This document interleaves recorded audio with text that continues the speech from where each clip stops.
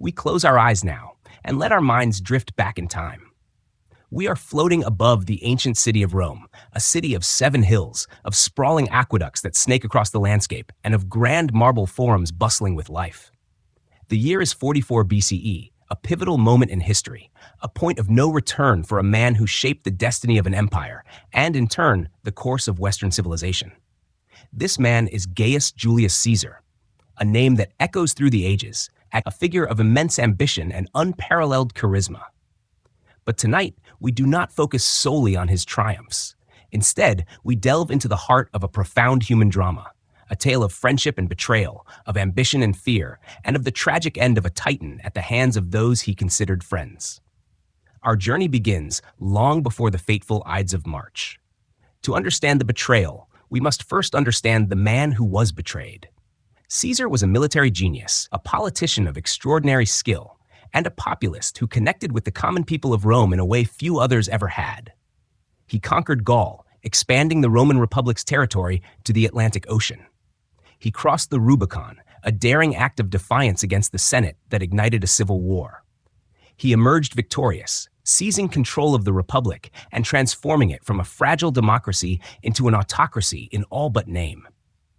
He was declared dictator for life, a title that, to many Romans, sounded uncomfortably like a king. And in the Roman Republic, kings were the stuff of nightmares, a tyrannical past they had sworn to leave behind centuries ago. At the heart of this unfolding tragedy is another figure, Marcus Junius Brutus. We know him best as the friend and protege who ultimately plunged a dagger into Caesar's side. Yet, the relationship between these two men is far more complex than a simple story of a trusted friend's betrayal. Brutus was a man of principle, a descendant of Lucius Junius Brutus, the legendary founder of the Roman Republic who had expelled the last king, Tarquin the Proud. This heritage weighed heavily on Marcus Brutus. He saw himself as a guardian of the Republic's ancient liberties, a man bound by a sacred duty to prevent any one man from seizing absolute power. As Caesar's power grew, the Senate, the ancient governing body of Rome, found itself increasingly sidelined. The Senate was composed of Rome's most influential families, the patricians, who had for generations ruled the Republic. They watched with mounting horror as Caesar consolidated power, passed laws without their approval, and accepted honors that hinted at a permanent monarchical rule. They feared not just for their political influence, but for the very soul of the Republic.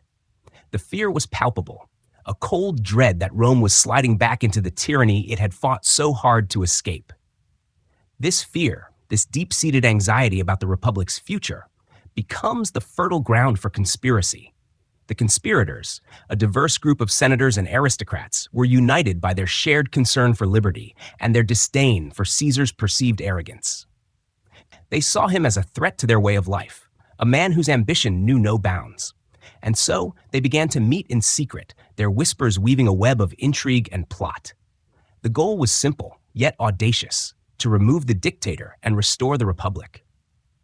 But in their minds, this was not murder. It was a sacrifice for the greater good of Rome. The story we are about to hear unfolds in a world of stark contrasts. The public spectacle of political life in the Forum versus the quiet, clandestine meetings of the conspirators. The glorious triumphs of Caesar versus the quiet anxieties of the Roman elite. The fierce loyalty of Caesar's soldiers versus the cold, calculated principles of men like Brutus. We will walk through the streets of Rome, listen to the hushed conversations in the villas of the wealthy, and feel the tension building with each passing day. This is a story of human weakness and strength, of political ideology clashing with personal relationships, and of a fateful decision that would change everything. As we settle in, let us not rush to judgment, but instead listen with an open mind to this ancient, timeless tale of betrayal. The Roman Republic in the mid-1st century BCE was a political entity teetering on the edge of a precipice.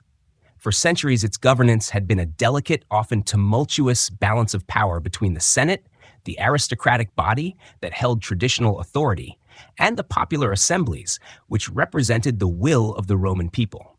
This system was not a true democracy as we understand it today, but a complex oligarchy where the most powerful families, the patricians, vied for influence. When Julius Caesar returned to Rome in 45 BCE, Triumphant from his civil war victories, he shattered this balance irrevocably. His conquest of Gaul had not only made him immensely wealthy and popular with the legions, but it had also given him an unassailable political platform. He had crossed the Rubicon with his army, a direct act of war against the Senate and the Republic, and had emerged the undisputed master of the Roman world. The Senate, the very heart of Rome's traditional power structure, found itself in an unprecedented and deeply uncomfortable position. Caesar, now declared dictator perpetuo, or dictator for life, held all the reins of power. He controlled the armies, the treasury, and the legislative process. The once mighty senators, who had spent their lives debating and maneuvering for influence, were now little more than a rubber stamp for Caesar's decrees. This was a direct affront to their historical identity and their political relevance. They saw their cherished republic, the legacy of their ancestors, being dismantled before their very eyes. They weren't just losing power, they were losing their purpose. The fear was not only about their personal status, but about the very essence of what it meant to be Roman. The term tyrant began to be whispered in the hushed corners of senatorial villas. For the Roman elite, a tyrant was a figure from a dark, forgotten past, a king who ruled by force, not by law. The Roman Republic was founded on the principle of expelling kings and preventing any one man from holding absolute power. The historical precedent was etched in their collective memory, a cautionary tale of a brutal monarchy they had sworn to never repeat.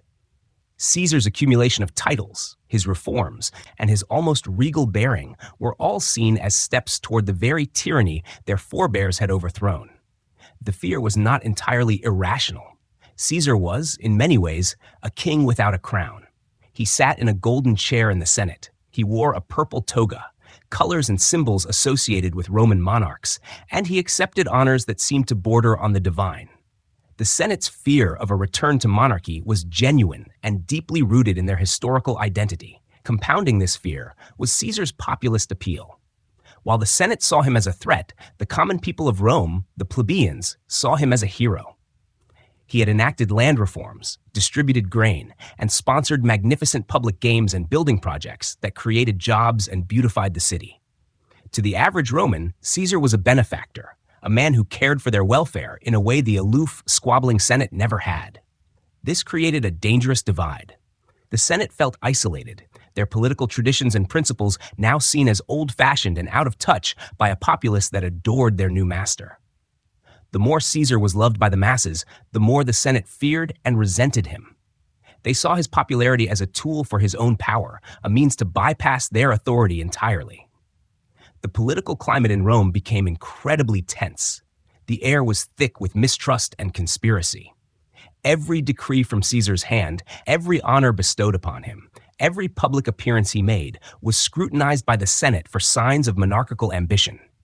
They saw his reforms not as acts of benevolence, but as calculated moves to secure his position. The Senate's fear was not just of Caesar as a man, but of the precedent he was setting. They worried that once the Republic was gone, it could never be restored. The betrayal that was to come was not born of simple hatred or a sudden burst of anger. It was the culmination of years of growing unease, of a fundamental ideological clash between one man's vision for a strong, centralized Rome and the Senate's deep-seated commitment to the ancient, fragile liberties of the Republic. It was a betrayal born of fear, a desperate act to stop what they saw as an inevitable slide into tyranny. Amidst the simmering tension and the Senate's growing fear, one man, Marcus Junius Brutus, stood at a critical crossroads. His relationship with Julius Caesar was complex, a tapestry woven with threads of personal affection, political debt, and deep-seated ideological conflict. To understand Brutus's ultimate decision, we must delve into the duality of his life. On one hand, he was a member of the old Roman aristocracy, a man whose lineage was a constant reminder of the Republic's founding principles. He was a direct descendant of Lucius Junius Brutus, the legendary figure who, according to tradition, had led the revolt against the last king of Rome, Tarquin the Proud, and established the Republic. This heritage was not merely a matter of pride for Marcus Brutus. It was a heavy burden of expectation and duty. He was expected to be a guardian of liberty, a bulwark against tyranny, just as his ancestor had been. On the other hand, Brutus owed a great deal to Caesar. During the civil war between Caesar and Pompey the Great, Brutus had initially sided with Pompey. After the decisive Battle of Pharsalus, where Caesar's forces emerged victorious, Brutus was pardoned. This was not a simple act of political expediency. Caesar had a genuine affection for Brutus. He saw in the younger man not just a political opponent, but a brilliant mind and a potential protege. Caesar showered Brutus with honors and positions, appointing him governor of Cisalpine Gaul and, most significantly, naming him Praetor Urbanus, one of the most prestigious judicial offices in Rome. These were not small gifts. They were a clear sign of Caesar's high regard and his hope for a political alliance with a man of such a distinguished name and intellect. This created a profound internal conflict for Brutus. He was torn between his loyalty to Caesar, a man who had shown him immense kindness and trust, and his inherited duty to the Republic, a political ideal he held sacred. He was a man of thought and philosophy, a follower of Stoicism, which emphasized duty, virtue, and reason above personal emotions. The Stoic ideal of libertas, or liberty, was not just political freedom, but a state of moral and intellectual autonomy. For Brutus, Caesar's growing power represented a direct threat to this ideal. The Republic was not a perfect system, but it was a system of laws, not of men. Caesar's rule, no matter how benevolent, was a rule by a single man, which, in Brutus's eyes, was the very definition of tyranny. As the months passed, the whispers of conspiracy grew louder, and the pressure on Brutus intensified. He was increasingly seen as the moral compass of the senatorial opposition. The other conspirators, men like Gaius Cassius Longinus, a fierce opponent of Caesar, saw Brutus as a necessary figurehead. They knew that a plot against Caesar would be seen as a mere power grab unless it was led by a man of unimpeachable character and republican lineage. Cassius, Brutus's brother-in-law, played a crucial role in pushing him toward the conspiracy. He famously wrote notes and left them on Brutus's praetor's seat, with messages like, "You sleep, Brutus," and "You are not a true Brutus." These taunts were a deliberate and calculated effort to appeal to Brutus's sense of duty and his family legacy. The final straw for Brutus was not a single event, but a culmination of Caesar's actions. The ultimate insult to the Republic came during the festival of the Lupercalia, just a month before the assassination. During the celebrations, Marc Antony, Caesar's most loyal lieutenant, publicly offered him a diadem, a symbol of royalty, and placed it on his head. Caesar, in a shrewd political move, rejected it, but the damage was done. The public spectacle confirmed the senator's worst fears. Caesar was not just an ambitious politician, he was a potential king. For Brutus, this act, witnessed by all of Rome, was a desecration of the Republic and an open challenge to everything his family name stood for. His internal struggle was over. His duty to his ancestors and to the Republic had to take precedence over his personal feelings for Caesar. He would not just join the conspiracy, he would become its moral heart. He believed in his profound and tragic conviction that he was not committing a murder, but a necessary sacrifice for the preservation of Roman liberty. The conspiracy against Julius Caesar did not spring into existence overnight. It began with whispers, then grew into clandestine meetings in the dim light of Roman villas, far from the public eye of the Forum. The initial gatherings were small, a collection of senators and aristocrats, united by a shared fear and a growing sense of desperation. The driving force behind the plot was Gaius Cassius Longinus, a man of fierce temperament and a passionate, almost fanatical, hatred for Caesar. Cassius had been a prominent supporter of Pompey the Great during the Civil War and had been pardoned by Caesar. But unlike Brutus, he never accepted the dictator's clemency as an act of grace. He saw it as a humiliation, a reminder of his defeat, and his bitterness fueled his desire for revenge. He was the cold, pragmatic mind of the conspiracy, organizing the details and recruiting new members. However, Cassius knew that his personal animosity would not be enough to legitimize the plot in the eyes of the Roman people or the other senators. The conspiracy needed a moral leader, a figure whose reputation was unassailable and whose motives were beyond reproach. This is where Marcus Junius Brutus became essential. Cassius, his brother-in-law, tirelessly worked to persuade Brutus that his duty to the Republic outweighed his personal affection for Caesar. He appealed to Brutus's famous lineage, reminding him of his ancestor, the founder of the Republic. The presence of Brutus transformed the plot from a personal vendetta into a defense of Roman liberty, a noble and necessary act. With Brutus's consent, the conspiracy gained credibility and a sense of moral purpose that drew other, more cautious senators into its orbit. The conspirators were a diverse group, each with their own reasons for joining. Some were Pompeian veterans, like Cassius, who nursed a deep-seated grudge. Others were senators who felt their power and dignity had been stripped away by Caesar's reforms and his unilateral rule. There were also those who feared for their own lives, seeing Caesar's dictatorship as a dangerous precedent that could one day turn on them. The names of the conspirators form a list of some of the most influential men in Rome. There was Decimus Junius Brutus Albinus, a trusted friend and an old companion of Caesar from the Gallic Wars. Decimus's presence was particularly significant, as he was so close to Caesar that he could act as a direct intermediary and ensure Caesar's presence at the fateful Senate meeting. Another key conspirator was Gaius Trebonius, who had served under Pompey and later joined Caesar's side, only to grow disillusioned with the dictator's power. Trebonius, along with Tullius Cimber, was instrumental in planning the attack itself. Cimber's brother had been exiled by Caesar, and he sought revenge, his personal grievance aligning with the broader political motives. The conspirators, initially a small, secretive group, grew to an estimated 60 to 80 men. Their meetings were held in private homes and quiet corners of the city, away from the prying eyes of Caesar's spies and supporters. The discussions were intense, focused on not only the act itself, but also the aftermath. They debated whether to kill Marc Antony as well, a move Cassius strongly advocated for, but Brutus, ever the idealist, rejected. Brutus believed that their goal was to restore the Republic, not to start a new cycle of bloodshed. He wanted the killing to be a sacrifice, not a massacre. The logistical challenges were immense. They needed to find a time and place where Caesar would be isolated and unarmed, and they needed to act with swiftness and precision. The Senate meeting on the Ides of March, March 15th, 44 BCE, at the Theater of Pompey, provided the perfect opportunity. Caesar, trusting and confident in his popularity, planned to attend without a large bodyguard. The conspirators decided that this public setting, in the very building built by Caesar's old rival, was the most symbolic and effective place to carry out their deed. They were not just planning an assassination.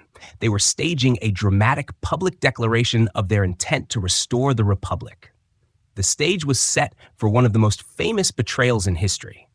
The days leading up to the Ides of March, March 15th, 44 BCE, were filled with an atmosphere of foreboding and unease, as if the very air of Rome was heavy with a sense of impending doom. For the conspirators, the tension was almost unbearable. Every shadow seemed to hide a spy, every hurried glance a sign of discovery. For Caesar, however, the mood was one of almost serene confidence, a stark contrast that would prove to be his undoing. He had dismissed his personal bodyguard, a cohort of Spanish soldiers, believing he had nothing to fear from the Roman people he had so generously served. He famously declared that it was better to die once than to live in constant fear. Yet the universe seemed to conspire against him, sending a series of warnings that, in his hubris, he chose to ignore. The sign's importance began subtly. According to ancient sources, a soothsayer named Spurina had warned Caesar to beware the Ides of March. The warning was delivered publicly, a prophecy that became so famous it has been immortalized in literature. Caesar, ever the pragmatist, is said to have brushed it off, joking as he walked to the Senate on the fateful day, "The Ides of March are come." To which the soothsayer grimly replied, "Aye, Caesar, but not gone." This exchange, perhaps apocryphal, perfectly captures the clashing mindsets of the time. The superstitious dread of the public and the rationalist arrogance of the dictator. The night before the assassination, Caesar's wife, Calpurnia, was plagued by a terrifying nightmare. She dreamt that the roof of their house collapsed and that Caesar was stabbed to death in her arms. She awoke in a state of panic, begging Caesar not to go to the Senate that day. She was not alone in her fears. A number of omens had been observed. Reports of strange birds flying into the forum, the screeching of owls in the daytime, and the unsettling behavior of the sacrificial animals during auguries all pointed to some terrible fate awaiting the city. Even the omens of the gods seemed to be against him. When Caesar's priest sacrificed a bull, the heart was missing from its carcass, an event considered to be one of the most dire portents in Roman religion. Caesar, however, remained resolute. He was a man who believed in his own destiny and his ability to master any challenge. He initially listened to Calpurnia's pleas and decided to stay home. He sent his faithful lieutenant, Marc Antony, to dismiss the Senate for the day. But the conspirators were not to be so easily thwarted.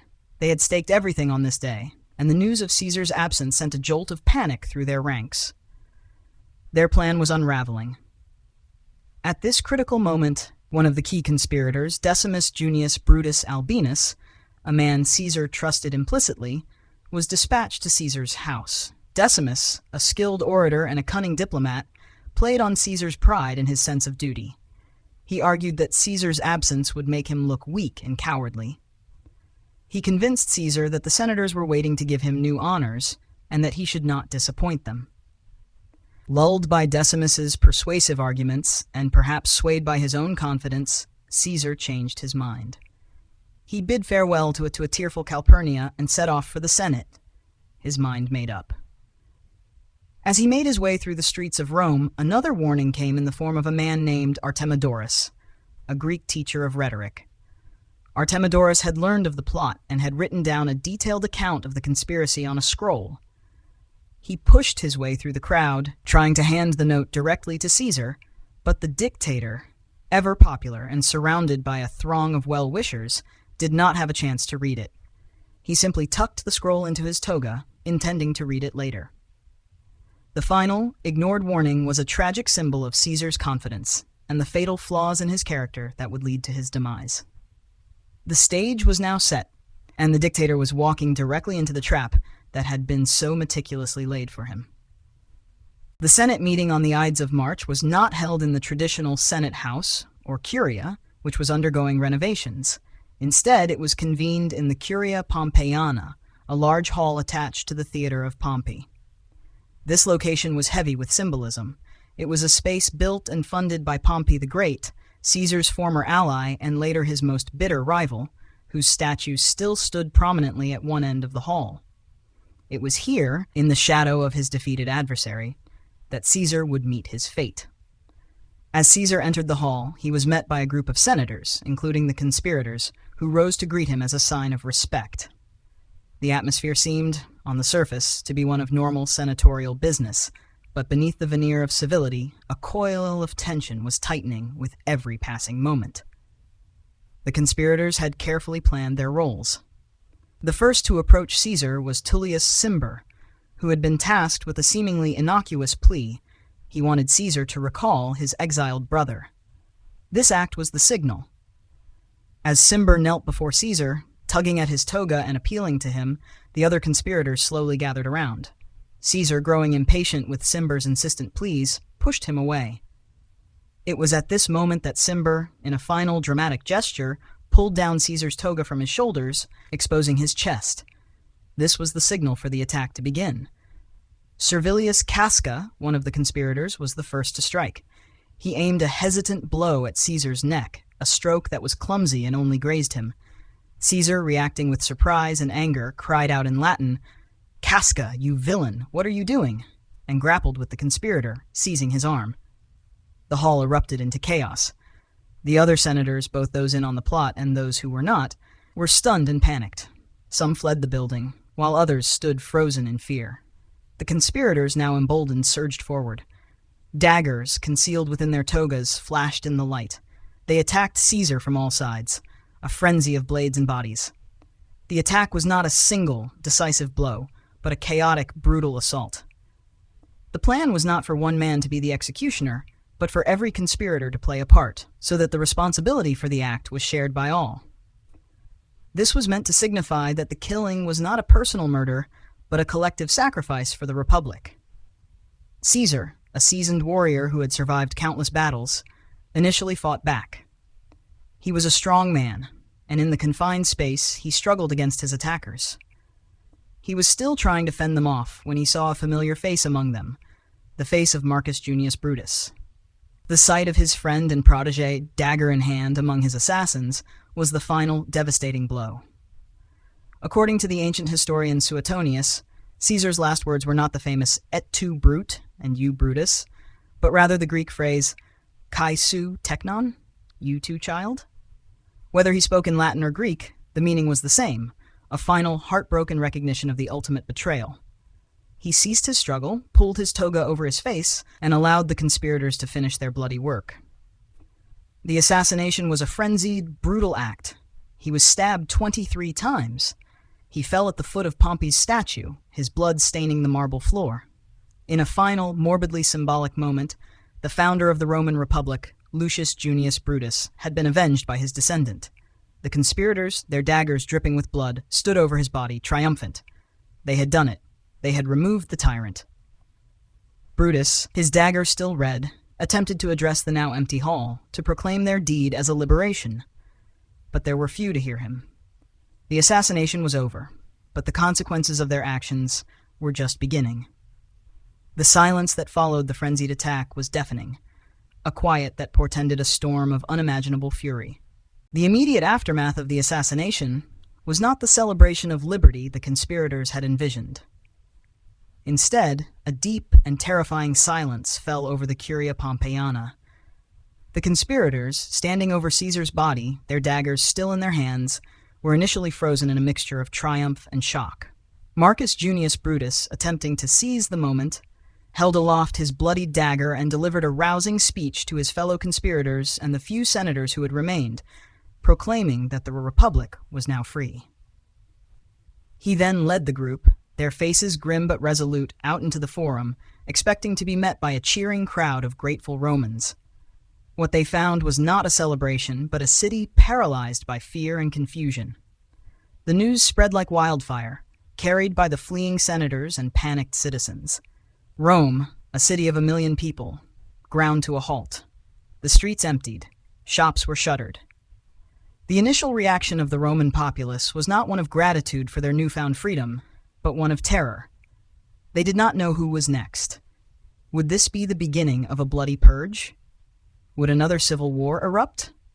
The conspirators, marching through the streets, found themselves alone, their heroic act not understood by a public that had largely loved and supported Caesar. The conspirators, finding the city silent and hostile, made their way to the Capitoline Hill, a fortified position that was home to the city's most important temples. They barricaded themselves there, a symbolic move to declare their deed as a holy act for the good of Rome, but also a practical one to protect themselves from any potential backlash. They were in a state of limbo, trapped between their ideals and the unexpected reality of the public's reaction. Meanwhile, at Caesar's home, his loyal lieutenant, Marc Antony, was dealing with the sudden vacuum of power. Antony, a charismatic and ambitious man, was a key figure in this unfolding drama. Initially, he had feared for his own life and had gone into hiding, but as the day progressed, and he realized the conspirators had no plan for the aftermath and no public support, he began to see a path forward for himself. He secured Caesar's will and his private papers from Calpurnia. This was a critical move, as the will would prove to be a powerful tool in shaping public opinion. The Senate, now reconvened and under the influence of the remaining political leaders, was in a state of high anxiety. They had to decide how to proceed. Should they declare the conspirators heroes and Caesar a tyrant? Or should they declare the conspirators murderers and risk another war? In a brilliant stroke of political maneuvering, Marc Antony suggested a compromise. He proposed that Caesar's acts be ratified and his assassins be granted amnesty. This seemed to be a perfect solution. It appeased the remaining Caesarians by upholding Caesar's legacy while also protecting the conspirators. The Senate, desperate for a way out of the crisis, agreed. They thought they had averted a disaster, but in reality, they had simply postponed it. The climax of this period of chaos was the day of Caesar's public funeral. This was not a private affair. It was a grand theatrical event in the Forum, attended by thousands of Roman citizens. A magnificent gilded bier was placed in the Forum, and a wax effigy of Caesar was displayed, showing all 23 stab wounds. This visual, a silent accusation against his killers, was a masterstroke of emotional manipulation. Marc Antony, who had secured the right to deliver the funeral oration, was ready. He stood before the massive crowd, a crowd that had just heard the Senate declare Caesar's killers to be patriots. Antony's task was simple yet monumental: to turn the public's confusion and fear into rage and vengeance. He began his speech, and the world held its breath. The atmosphere in the Roman Forum on the day of Julius Caesar's funeral was electric. It was a sea of faces, a mix of genuine mourners, the curious, and the politically astute, all gathered to witness the final rites for a man who had dominated their lives for years. The body of Caesar lay on a magnificent bier, but it was not the body itself that captivated the crowd.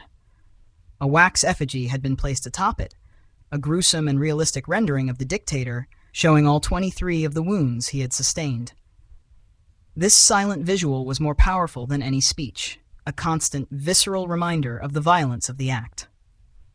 Marc Antony, Caesar's most trusted lieutenant and the man designated to deliver the funeral oration, stood before this immense crowd.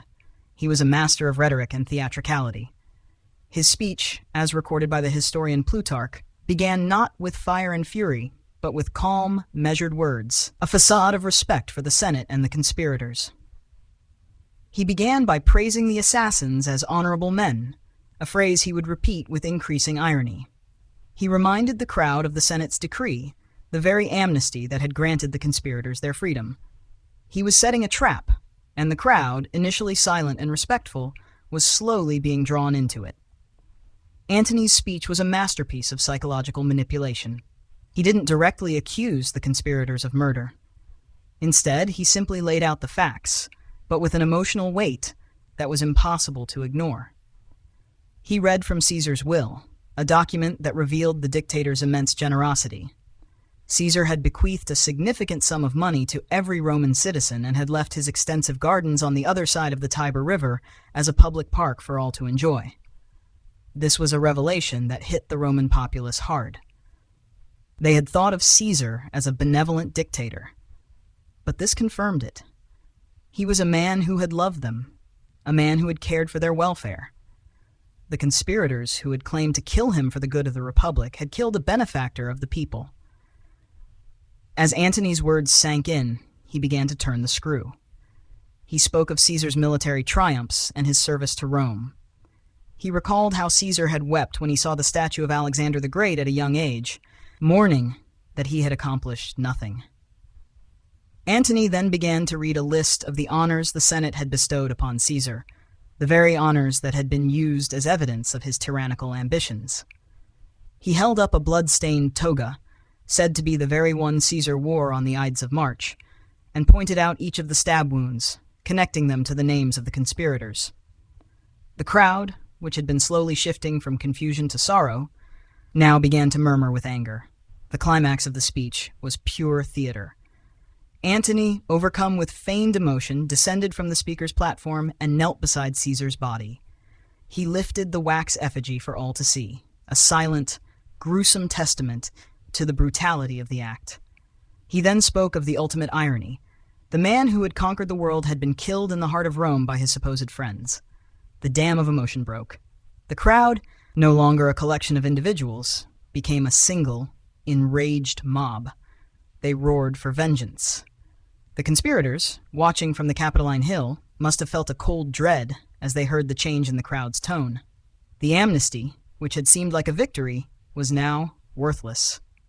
The mob, now a force of nature, seized the wooden benches and tables from the forum and built a spontaneous funeral pyre. They cremated Caesar's body right there in the center of the forum, a place hallowed by centuries of Roman history. The fires burned for hours. Afterward, the mob, fueled by rage, roamed the city, hunting for the conspirators.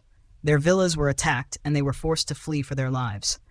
Antony's oration had done more than just honor Caesar. It had unleashed a popular fury that made a civil war all but inevitable. The conspirators' tragic act, intended to save the Republic, had, in a single devastating speech, sealed its fate. The aftermath of Marc Antony's fiery oration was a power vacuum, a tumultuous space where old political certainties had evaporated and new alliances were forming in the swirling chaos. The conspirators, now declared enemies of the state by popular will, had fled Rome. The city was a powder keg, and Antony, with Caesar's will and papers in hand, was in a prime position to seize control. He was a popular figure with the legions and had the immediate loyalty of many of Caesar's veterans.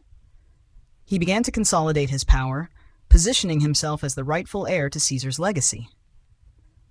However, a new and unexpected player was about to enter the stage, a young man who would prove to be Antony's most formidable rival. This new figure was Gaius Octavius, a mere 18-year-old and the grandnephew of Julius Caesar.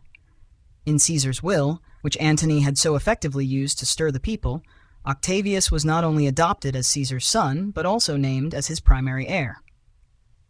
This was a political earthquake. With this act, Octavius became Gaius Julius Caesar Octavianus, or Octavian, as he is known to history. He was now, in a legal and symbolic sense, the son of the deified Caesar. He arrived in Rome from Apollonia and immediately began to assert his claim. He demanded control of Caesar's inheritance and sought to fulfill his promises to the Roman people, a move that put him in direct conflict with Antony. Initially, Antony underestimated Octavian, seeing him as a naive, inexperienced boy. He refused to hand over Caesar's inheritance, believing he could easily outmaneuver this upstart. But Octavian proved to be a political genius far beyond his years. He used the immense wealth left to him and the name of Caesar to win the loyalty of Caesar's veterans and the Roman populace. He presented himself not as a power-hungry politician, but as a dutiful son seeking vengeance for his father's murder and a way to uphold his legacy. The Senate, in a stunning display of short-sightedness, initially supported Octavian, seeing him as a useful tool to counterbalance Antony's growing influence. They believed they could use the young man to restore the Republic, but they were tragically mistaken. The political situation spiraled into open conflict. Antony and Octavian, both vying for control of the Caesarian faction, found themselves at war with each other. This period, known as the Mutina War, was a chaotic and bloody struggle. Antony was defeated at the Battle of Mutina by the forces of the Senate, which were led, ironically, by Octavian.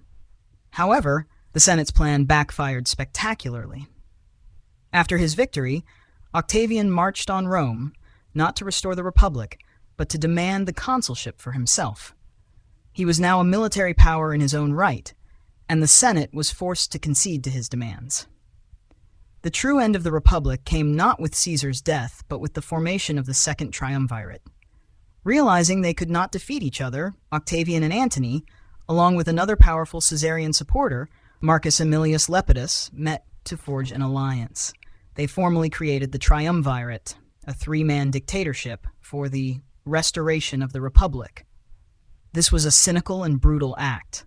Their first move was not to restore liberty, but to hunt down their enemies, most notably the conspirators who had murdered Caesar. They instituted a series of bloody proscriptions, a list of senators and knights to be executed, their property confiscated. The assassins of Caesar, including Brutus and Cassius, were relentlessly hunted. The Triumvirate's forces ultimately met the forces of Brutus and Cassius at the Battle of Philippi in 42 BCE. It was a decisive and final clash. The Caesarian forces were victorious, and both Brutus and Cassius took their own lives rather than be captured.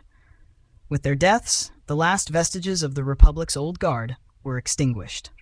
The betrayal of Caesar, an act intended to save the Republic, had instead unleashed a chain of events that led to its definitive end and the rise of a new, even more powerful ruler. The betrayal of Julius Caesar on the Ides of March, 44 BCE, was a moment that reverberated through history, a single, bloody act that had consequences far beyond the deaths of a single man and the conspirators who were eventually hunted down. What began as a desperate attempt to restore the ancient Roman Republic paradoxically led to its definitive demise and the birth of the Roman Empire. The legacy of this event is not simply in the political changes it wrought, but in the timeless themes it explored: friendship, duty, ambition, and the tragic clash of ideologies. For the Roman Republic, Caesar's death was the final nail in the coffin. The civil war that followed, first between Antony and Octavian, and then between Octavian and Antony, was the bloody, messy end of a political system that had been in decline for decades. When Octavian finally emerged as the sole ruler of the Roman world, he understood a crucial lesson from his adoptive father's death. The Roman people would not tolerate a king, but they would accept an emperor. Octavian, now known as Augustus, carefully avoided the titles of dictator or king. Instead, he presented himself as the princeps, or first citizen, a humble title that belied his absolute power.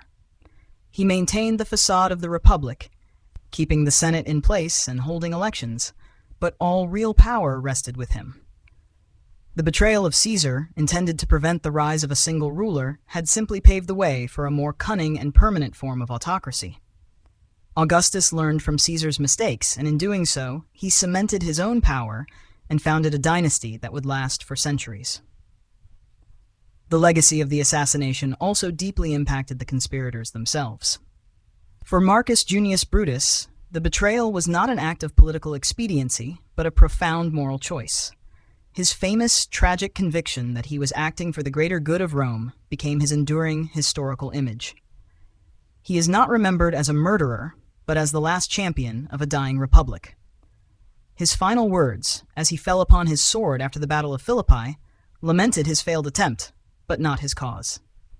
The philosophical and political debate about his actions, was he a hero or a villain, has continued for 2 millennia, immortalized in the works of writers from Shakespeare to modern historians.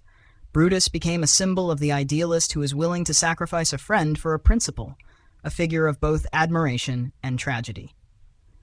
The story of the betrayal also had a profound cultural and literary impact. It became a cautionary tale about the dangers of ambition and the fragility of political systems. The assassination and its aftermath became a popular subject for playwrights and poets. Shakespeare's Julius Caesar, written more than 1,600 years after the events, remains the most famous dramatization of the betrayal. His iconic lines, such as "Et tu, Brute," and Marc Antony's powerful funeral oration, shaped how generations of people have understood the events. Shakespeare's play transformed the historical figures into archetypes. Caesar, the ambitious but beloved ruler; Brutus, the honorable but naive idealist; and Antony, the cunning orator who could turn a crowd into a mob. The play cemented the moral and psychological dimensions of the story in the Western imagination. In a final, poignant reflection, we can see the betrayal of Caesar as a pivot point in history. It was a moment when the ideals of the Republic, a system of law and shared governance, finally and irreversibly gave way to the reality of empire, a system of centralized power. The dagger blows on the Ides of March were not just aimed at a man, but at an entire way of life.